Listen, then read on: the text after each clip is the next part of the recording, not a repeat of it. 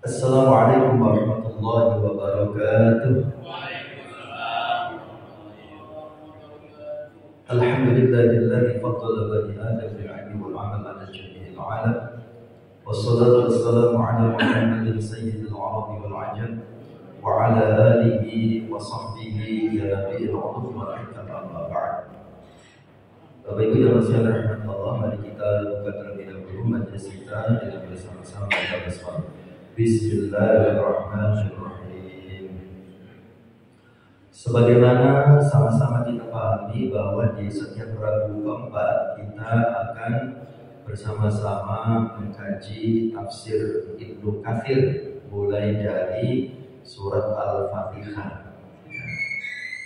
Sebelum kita melanjutkan pembahasan tentang surah Al-Fatihah, saya ingin kembali memotivasi kita bersama, menyampaikan kabar gembira buat kita bersama dalam salah satu hadis Rasulullah SAW bersabda, "Majtama'a qaumun fi baitin min buyutillah yatluna kitaballah wa yatadarasunahu illa nazzala 'alaihim as-sakinah wa ghasyiyatuhum rahmah wa hafathumul malaikah."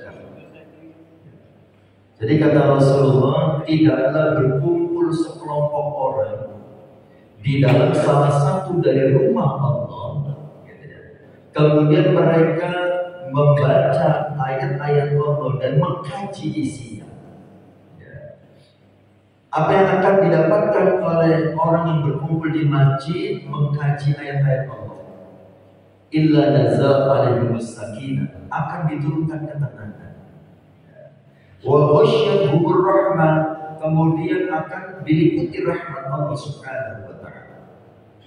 Wa hafathumul malaikah, kemudian akan dikelilingi malaikat. Dan yang keempat, ini akan didapatkan di akhirat. Wa dzakarahumullahu fi man 'indah, dan nama-namanya akan disebut-sebut oleh Allah, dibangga-banggakan oleh Allah di hadapan makhluk Allah yang lainnya.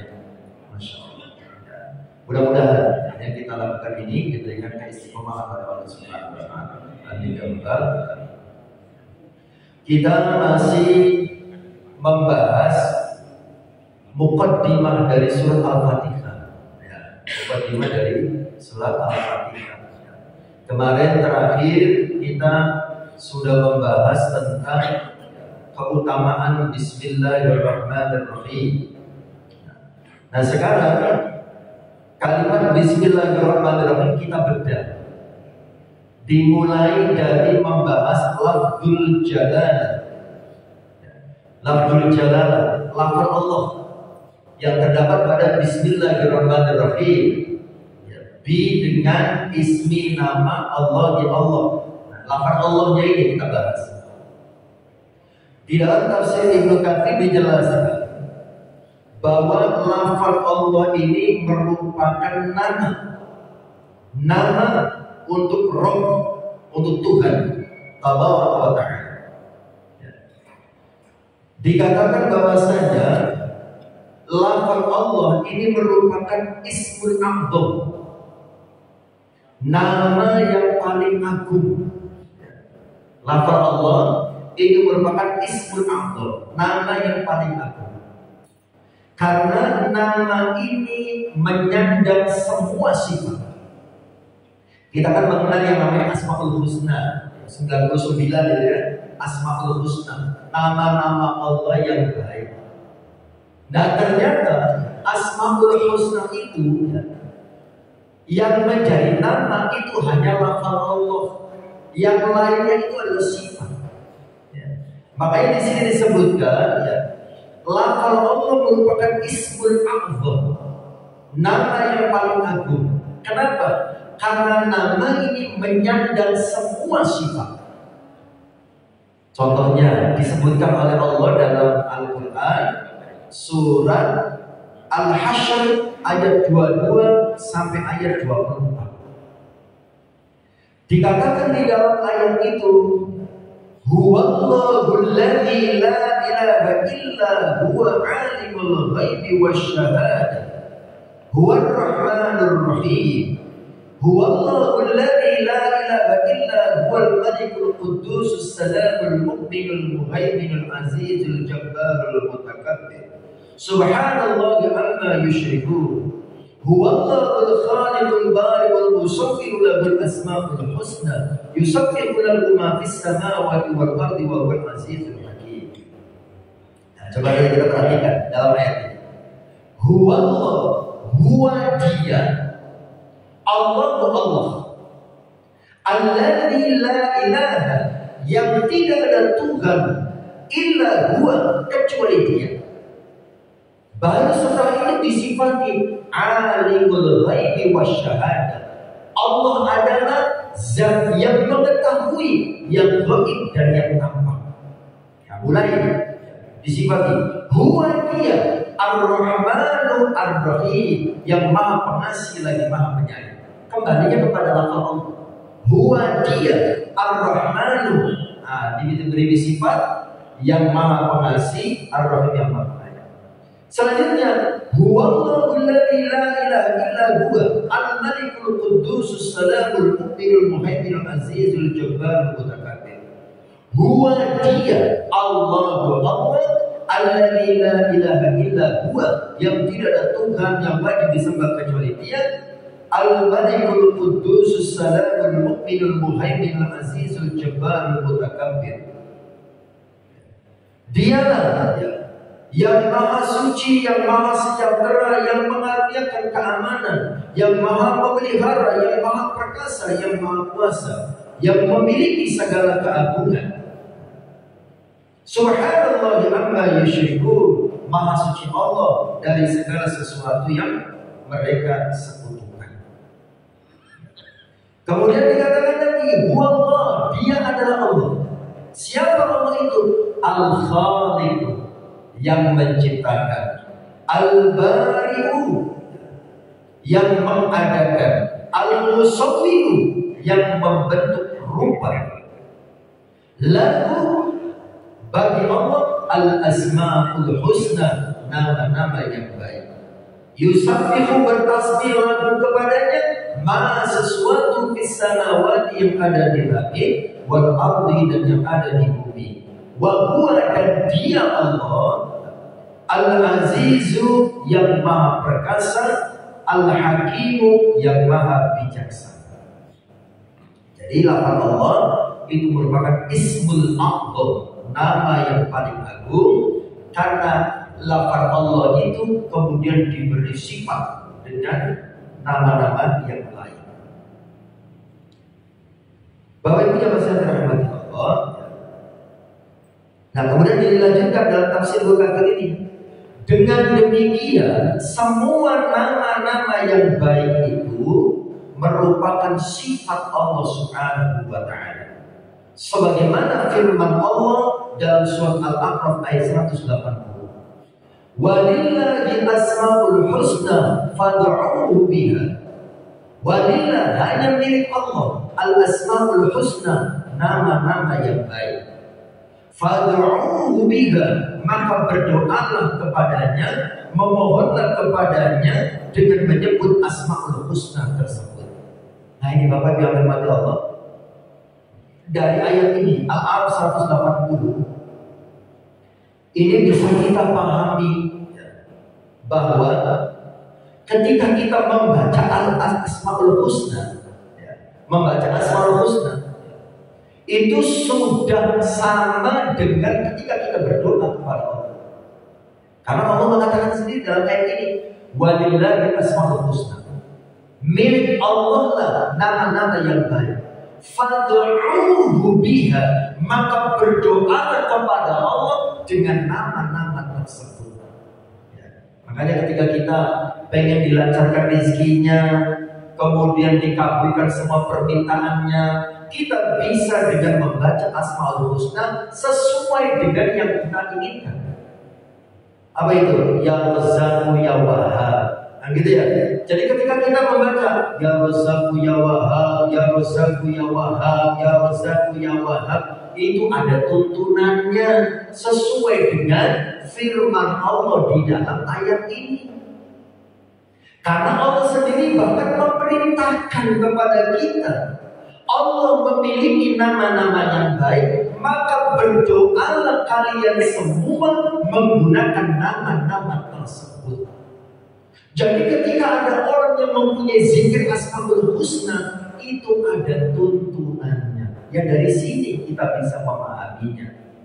Karena dengan membaca Asmaul Husna secara tidak langsung kita sedang berdoa kepada Allah. Ya Razzaq ya Wahhab, ya Razzaq ya Wahhab. Berarti kita sedang berdoa kepada Allah, minta diberi rezeki dan minta dikabulkan doa-doanya. Ya. Jadi baca Asmaul Husna sesuai dengan keinginan kita. Pengen dikasih dan sayang oleh Allah, ya Rahman, ya Rahim, ya Latif, ya Khabir, dan seterusnya. Bebas. Ya. Semua nama-nama itu milik Allah dan kita memang diperintahkan berdoa kepada Allah menggunakan nama-nama tersebut. Bapak Ibu yang dirahmati Allah, kemudian ada juga perintah yang lain dari Allah Subhanahu wa Ta'ala tentang berdoa menggunakan Asmaul Husna. Di dalam surah Al-Isra ayat 110. Qul Allah awidul Rahman ayyamma tad'u falahul asmaul husna. Katakanlah wahai Muhammad, Kanjeng Nabi diperintahkan oleh Allah mengatakan kepada kita. Qul, katakan Muhammad, ud'u Allah, serulah Allah, berdoalah kepada Allah. Awidul Rahman, atau serulah, berdoalah kepada Ar-Rahman. Ayyamma tad'u falahul asmaul husna. Dengan nama yang mana saja kamu berdoa, dengan nama yang mana saja kamu menyeru, dia mempunyai al-asmaul husna, nama-nama yang baik. Kemudian dalam kitab Sahih Al-Bukhari dan Sahih Muslim diriwayatkan sebuah hadis dari Abu Hurairah. Hadisnya bersumber dari Abu Hurairah, diriwayatkan oleh Imam Bukhari dan Muslim. Itu dalam kitab Sahih Bukhari dan Sahih Muslim.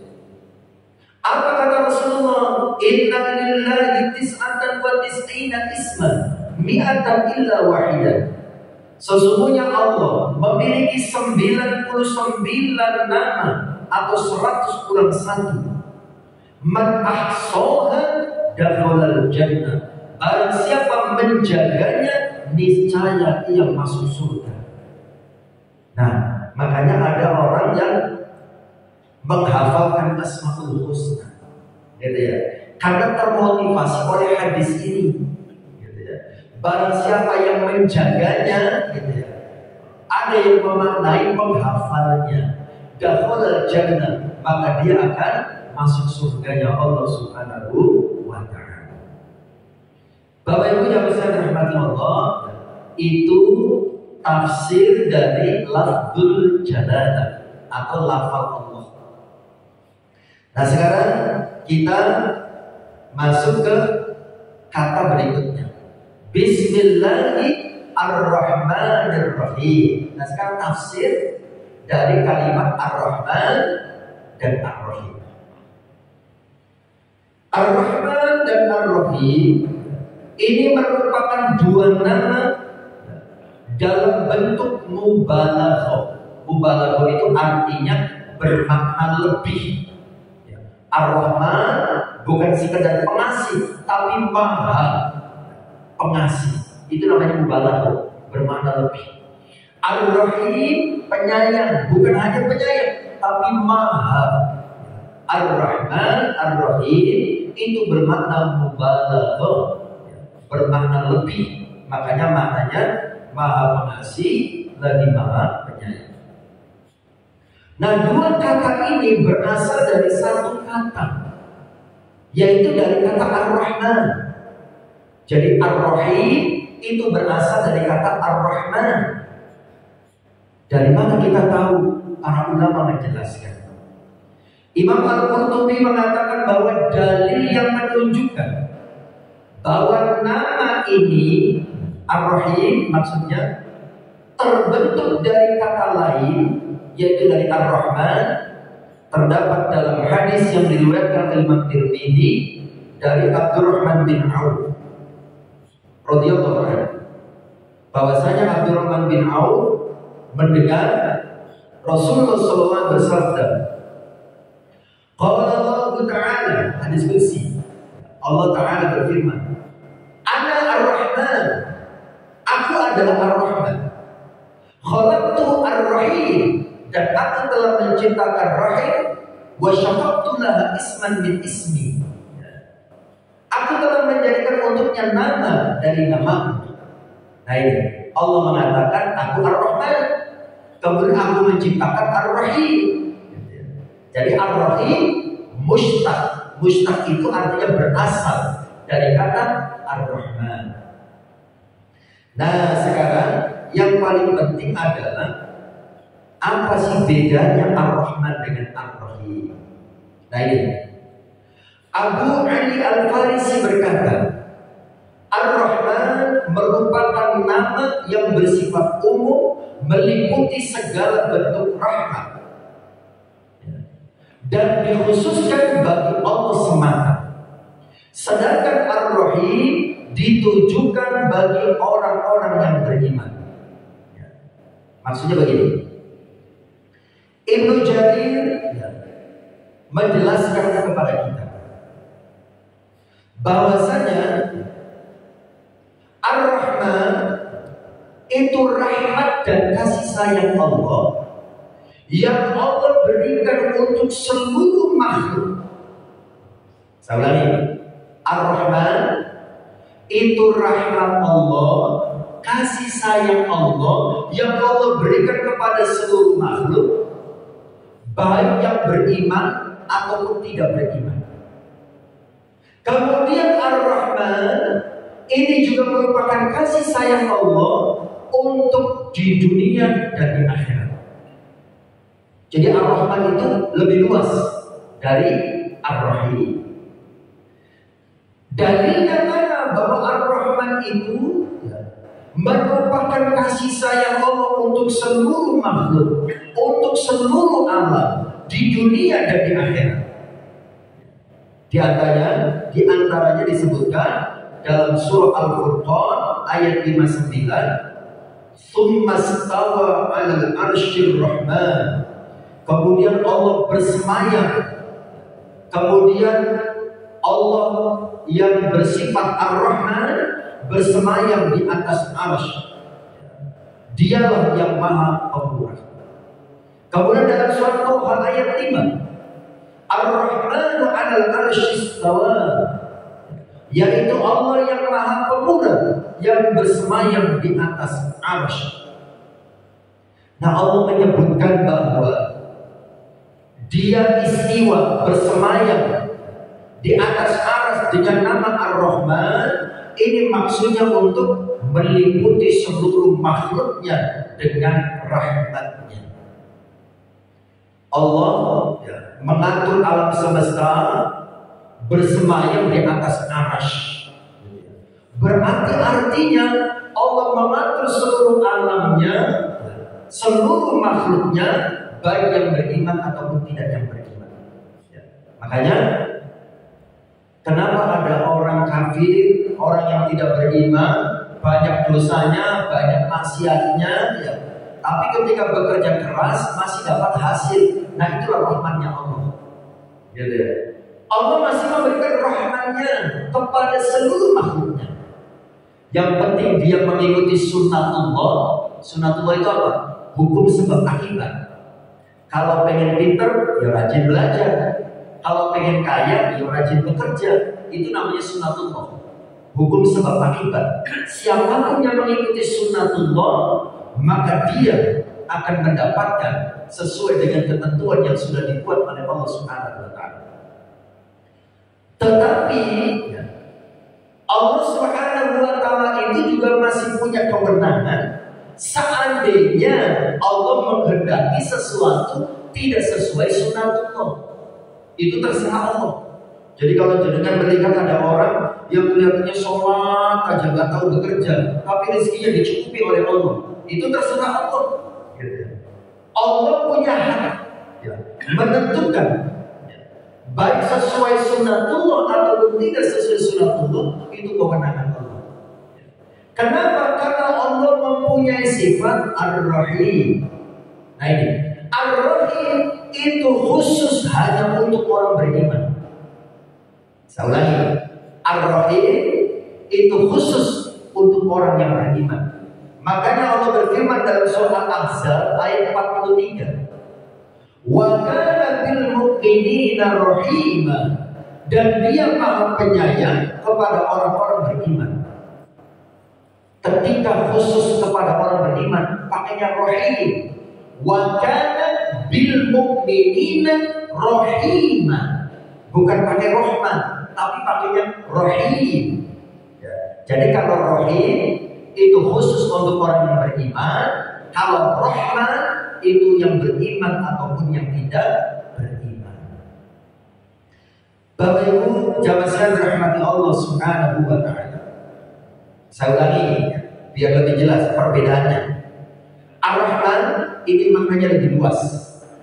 Ar-Rahman ini rahmat dan kasih sayang Allah untuk semua makhluknya, yang beriman ataupun yang tidak beriman, di dunia ataupun di akhirat. Ar-Rahim ini khusus untuk orang-orang yang beriman, yang bisa mendapatkan rahmatnya Allah Subhanahu wa taala. Perbedaan berikutnya, Ar-Rahman ini sifat yang hanya boleh dikhususkan untuk Allah Subhanahu wa taala. Sifat Ar-Rahman ini hanya boleh untuk Allah Subhanahu wa ta'ala. Allah sebutkan di dalam surah Al-Isra ayat 110. Qul Allah abidur rahman. Berdoalah kalian semua kepada Allah atau kepada Ar-Rahman. Disebutkan lagi dalam Az-Zukhruf ayat 45. Was'al man arsalna min qablika min rusulina aj'alna min dunir rahmani alihatan yu'badu. Dan tanyakanlah kepada rasul-rasul kami yang telah kami utus sebelummu, adakah kami menentukan ilah-ilah untuk diibadahi selain Ar-Rahman? Ar-Rahman hanya untuk Allah.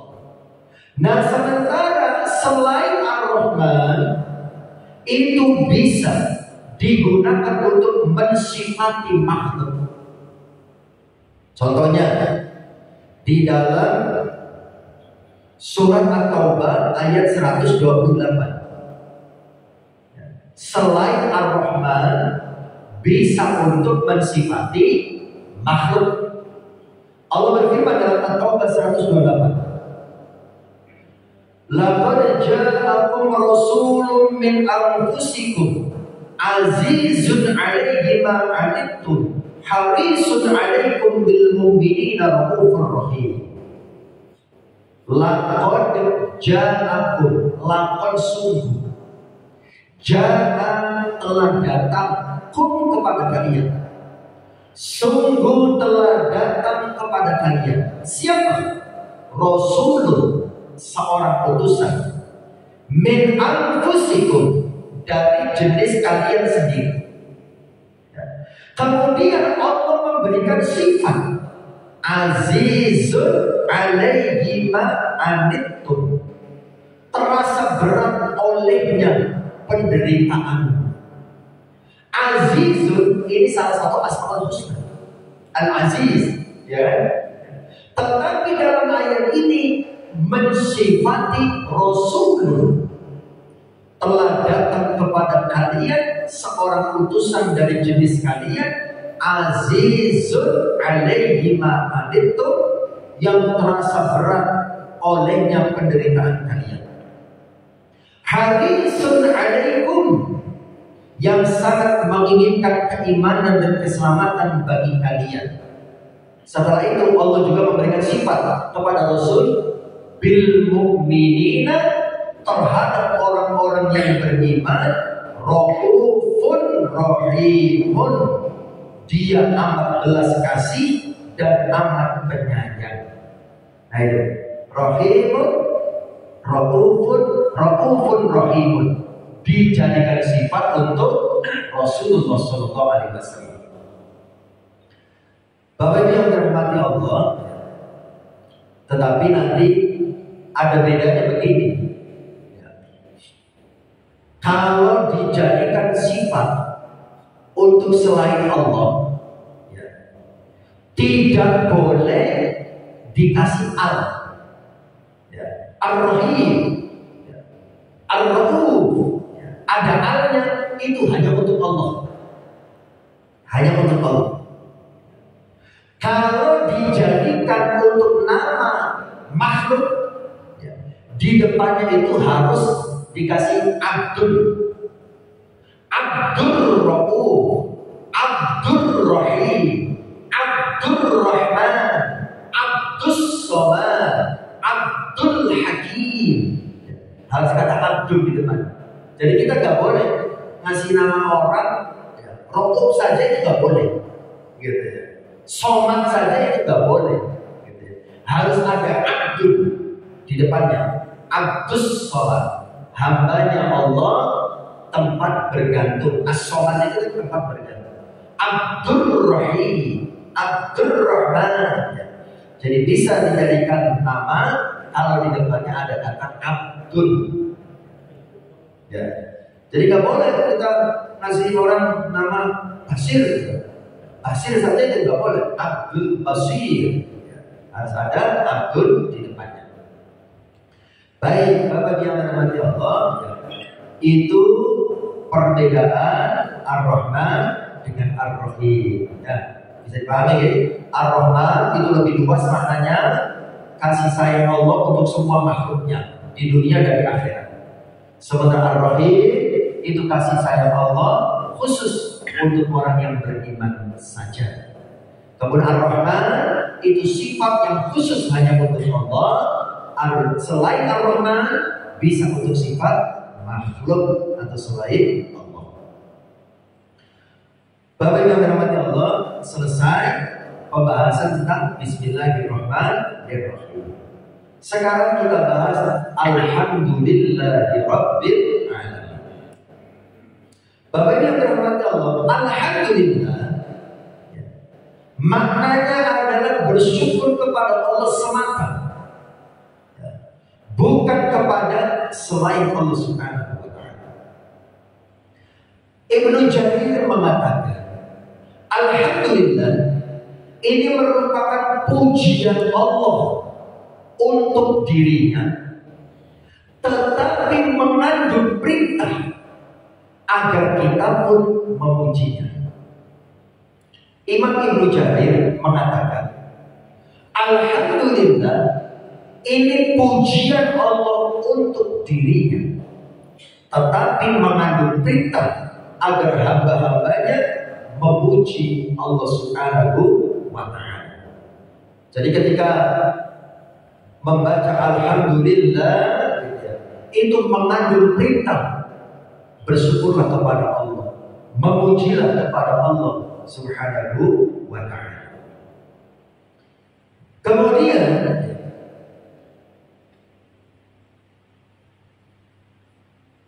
ada satu riwayat, sahabat Umar pernah berkata kepada Ali dan para sahabat yang berada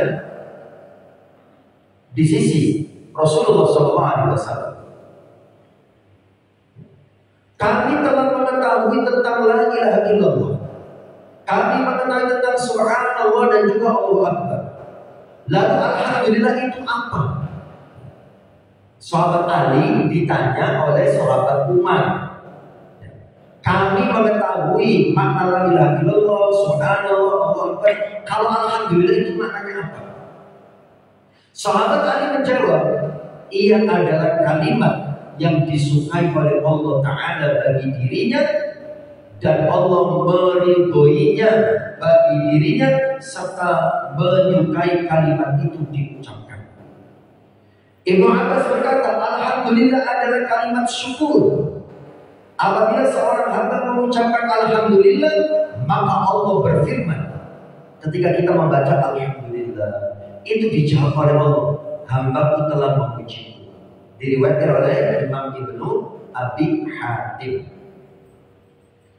Kemudian keutamaan alhamdulillah, Imam Ahmad bin Hanbal meriwayatkan dari Al-Aswad bin Sari, ia berkata, aku berkata kepada Nabi Sallallahu Alaihi Wasallam, wahai Rasulullah, maukah engkau aku puji dengan segala pujian seperti yang aku berikan kepada Tuhanku Tabaraka wa Ta'ala? Lalu Rasulullah menjawab, tidak. Adapun Rabbmu Allah Azza wa Jalla, sesungguhnya Dia menyukai alhamdulillah. Kemudian diriwayatkan oleh Abu Isa Al-Hafiz At-Tirmidzi, An-Nasa'i, Ibnu Majah dari hadis Musa bin Ibrahim bin Katsir, dari Talha bin Kharrash, dari Jabir bin Abdullah. Ia berkata, Rasulullah SAW bersabda, nah ini Rasulullah bersabda, afdhalul dzikri la ilaha illallah. Zikir yang paling utama adalah la ilaha illallah. Selanjutnya apa? Mungkin kita baru tahu. Wa afdhalud du'a, dan doa yang terbaik adalah alhamdulillah. Masya Allah. Alhamdulillah itu ternyata doa. Saya ulangi, afdhalul dzikri la ilaha illallah. Zikir yang paling utama adalah la ilaha illallah. Sementara afdhalud du'a, doa yang paling utama adalah alhamdulillah.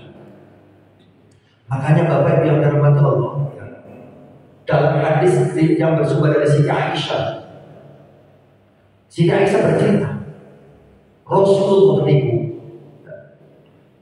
ketika beliau menghadapi atau menemui atau mengalami sesuatu yang tidak enak, sesuatu yang tidak baik, beliau selalu mengatakan pertama kali yang berucap tetap alhamdulillah.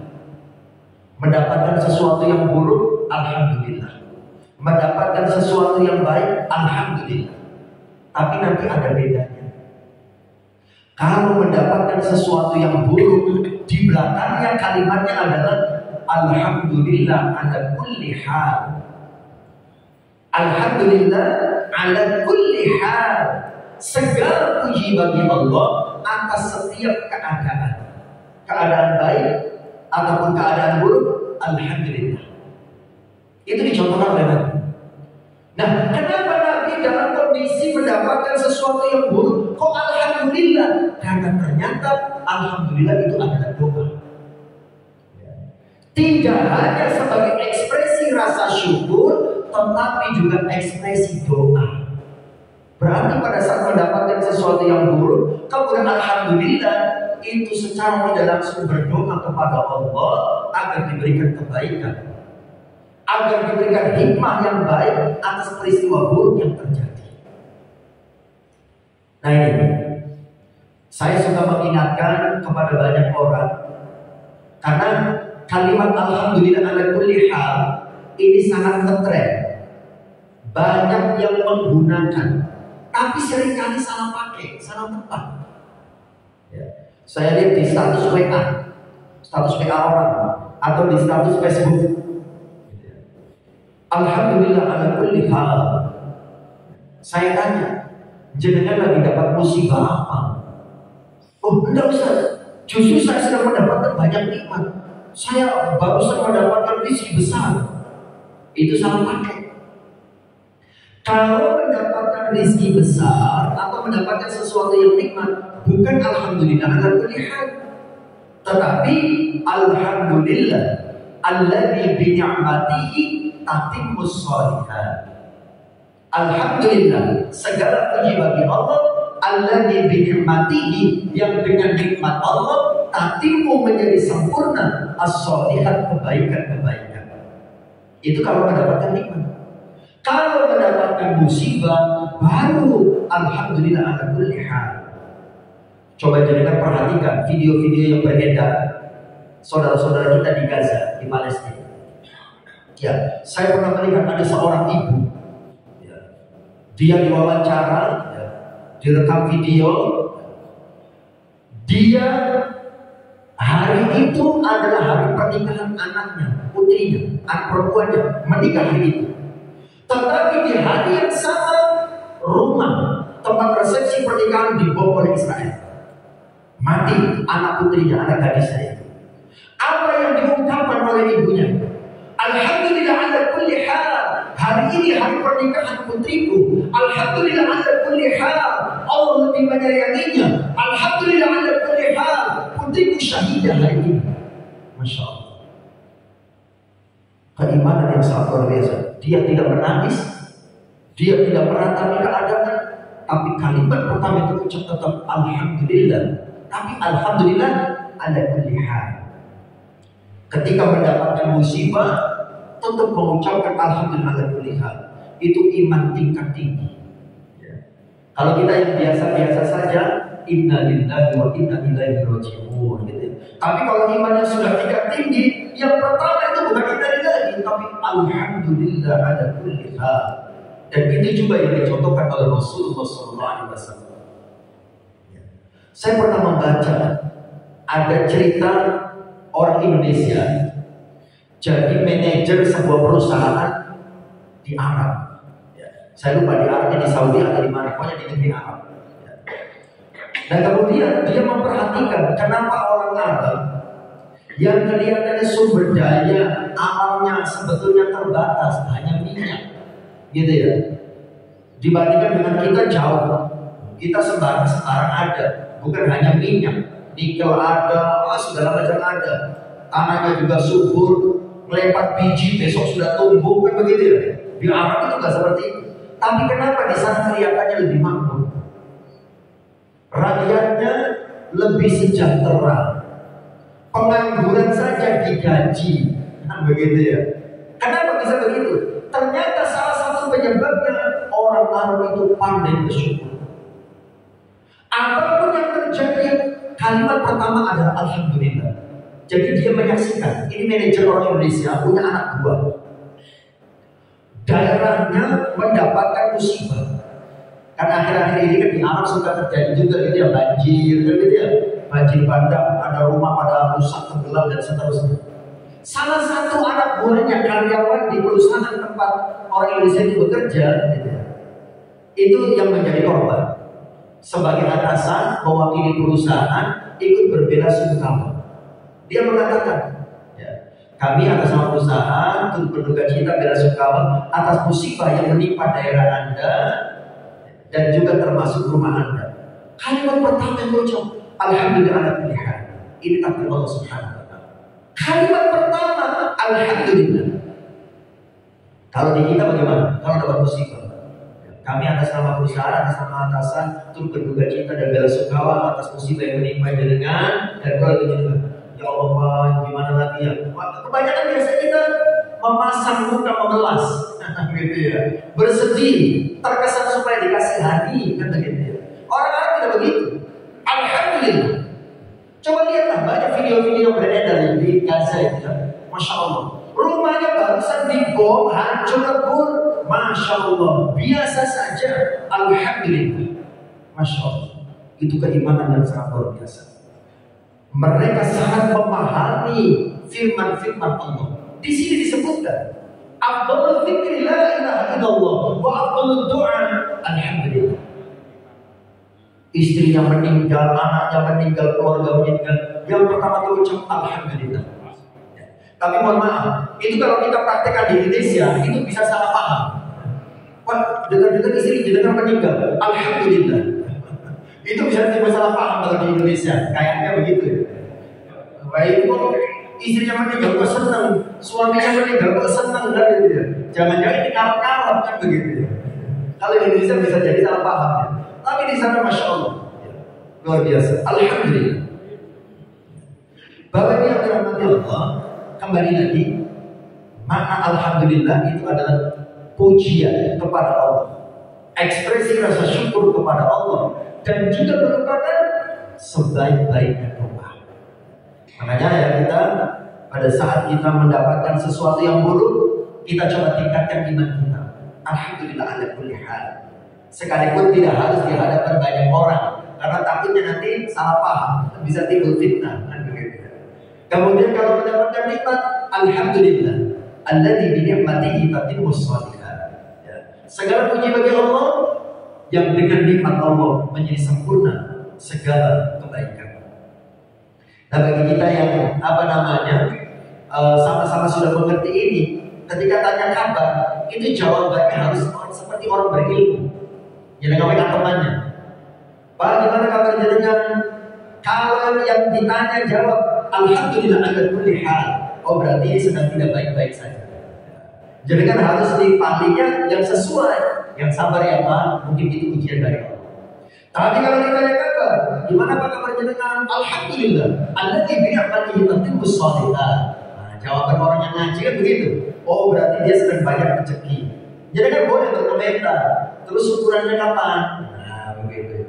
Karena dari jawaban itu bisa mengetahui keadaannya. Itu bedanya orang yang sudah ngaji sama yang belum, kan begitu. Tapi kalau jadikan bingung, waduh, ini yang mana yang dipakai? Pakai yang netral saja. Alhamdulillah. Nah, begitu. Kalau tidak tahu belakangnya apa, sebaiknya pakai yang netral. Alhamdulillahirabbil alamin. Karena takutnya salah nanti kalau tidak tahu. Bapak yang dirahmati Allah, ketika kita mendapatkan nikmat mengucapkan alhamdulillah, kata Rasulullah, ma'an'amallahu 'ala 'abdin ni'matan faqala alhamdulillah. Tidaklah Allah menganugerahkan suatu nikmat kepada seorang hamba, lalu hamba itu mengucapkan alhamdulillah, illa kana alladhi a'tahu afdala mimma akhadha. Melainkan apa yang diberikannya itu lebih baik dari apa yang diambilnya. Masya Allah. Artinya, Bapak yang dirahmati Allah, kalau kita selalu mengucapkan alhamdulillah atas semua nikmat yang Allah berikan kepada kita, maka semua nikmat yang Allah berikan itu lebih bernilai, lebih baik dari apa yang diambil oleh Allah atau yang hilang dari kehidupan kita. Nah, makanya Bapak yang dirahmati Allah, yang namanya syukur gitu ya, seperti iman. Bersyukur itu seperti iman. Mengekspresikan syukur itu seperti mengekspresikan iman. Artinya apa? Bersyukur itu harus ada dalam hati, harus ada di dalam lisan, dan juga harus ada dalam perbuatan. Syukur dengan hati itu caranya bagaimana? Dengan cara meyakini bahwa semua nikmat sumbernya dari Allah. Bersyukur dengan hati artinya atau caranya meyakini bahwa semua nikmat sumbernya dari Allah. Nikmat sehat, nikmat pekerjaan, nikmat rezeki, nikmat keluarga, itu semua sumbernya dari Allah. Ketika kita meyakini dan memahami semua nikmat sumbernya dari Allah, maka pada saat kita dititipi banyak nikmat, kita tidak lupa kepada Allah yang memberi dan tidak sombong kepada sesama manusia. Karena itu semua dari Allah. Pada saat kita kehilangan nikmat yang pernah kita dapatkan atau belum mendapatkan nikmat yang kita inginkan, kita tidak stres, kita tidak sakit hati, karena semuanya sumbernya dari Allah Subhanahu wa Ta'ala. Orang yang bisa bersyukur dengan hati, yang meyakini semua nikmat sumbernya dari Allah, maka terhadap nikmat yang ada, dia bisa seperti tukang parkir. Nah, mesti ingat ya, bagaimana tukang parkir menyikapi segala sesuatu. Tukang parkir setiap hari dititipi banyak mobil, dititipi banyak sepeda motor. Apa ada tukang parkir yang membusungkan dan menyombongkan diri karena mobilnya banyak, sepeda motornya banyak? Tidak ada, biasa saja. Ketika mobilnya diambil satu persatu, habis tak tersisa. Ketika sepeda motornya diambil satu persatu, habis tak tersisa. Apakah ada tukang parkir yang nangis guling-guling karena kehilangan semuanya itu? Tidak ada, biasa saja. Kenapa dia biasa saja? Karena dia menyadari semuanya adalah titipan. Biasa saja. Kita pun seharusnya begitu. Dengan semua nikmat yang ada, biasa saja. Ketika banyak dititipi nikmat oleh Allah, tidak perlu sombong dengan sesama, dan jangan lupa sama yang titip. Ketika diambil sama Allah, tidak perlu bersedih terlalu lama, karena semuanya bukan milik kita, itu titipan dari Allah Subhanahu wa Ta'ala. Maka hati kita akan tetap bahagia, biasa saja. Itu cara bersyukur dengan hati, meyakini semua nikmat sumbernya dari Allah.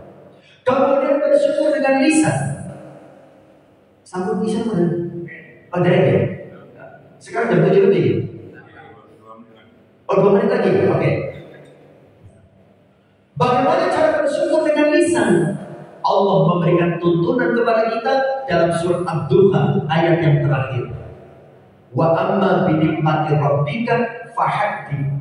Dan adapun dengan nikmat Tuhanmu, fahaddith, ekspresikan, ceritakan dengan penuh sukacita. Jangan buka lapak, buka toko atau buka warung, dari pagi sampai zuhur gak ada yang mampir. Ditinggal sholat zuhur, habis zuhur bukan lagi, gak ada yang mampir, sampai asar, ditinggal sholat asar, habis asar buka lagi, menghadap lagi di toko, belum ada yang datang juga. Mau maghrib, mau tutup, baru ada yang datang. Bagaimana ekspresi orang yang beriman, orang yang pada bersyukur? Wa amma bi nikmati rabbika fahaddith. Tetap harus bersyukur. Alhamdulillah ya Allah, panjenengan masih memberikan rezeki kepada saya hari ini. Jangan sampai terucap kalimat ya Allah kebangetan, baru atau sudah mau tutup baru ada yang datang. Nah itu orang yang tidak pada bersyukur. Orang yang pada bersyukur sekecil apapun, alhamdulillah. Terakhir, bersyukur itu harus dinyatakan dalam perbuatan. Bagaimana caranya? Dicontohkan oleh Kanjeng Nabi. Dengan cara apa? Memperbanyak amal soleh. Dicontohkan oleh Kanjeng Nabi, sholat malam sampai kakinya pada bengkak. Kenapa kakinya pada bengkak? Saking lamanya berdiri. Jadi yang bagus itu sebetulnya sholat itu, khususnya sholat sunnah, ketika kita sholat sendirian, yang paling bagus itu yang lama berdirinya. Makanya kaki Kanjeng Nabi sampai pada bengkak itu karena lama berdiri. Kenapa Nabi sholatnya sampai seperti itu? Ditanya oleh Siti Aisyah, lima atas tahu hada ya Rasulullah. Kenapa jadinya seperti ini sholatnya? Waktu kufirullah karena takut dan meminta bahwa ta'akhir pada jadinya sudah diampuni dosanya dan pasti dimasukkan surga. Kenapa? Jawab Rasulullah, afala akunu abdan syakur. Tidak bolehkah aku menjadi hamba yang bersyukur kepada Allah?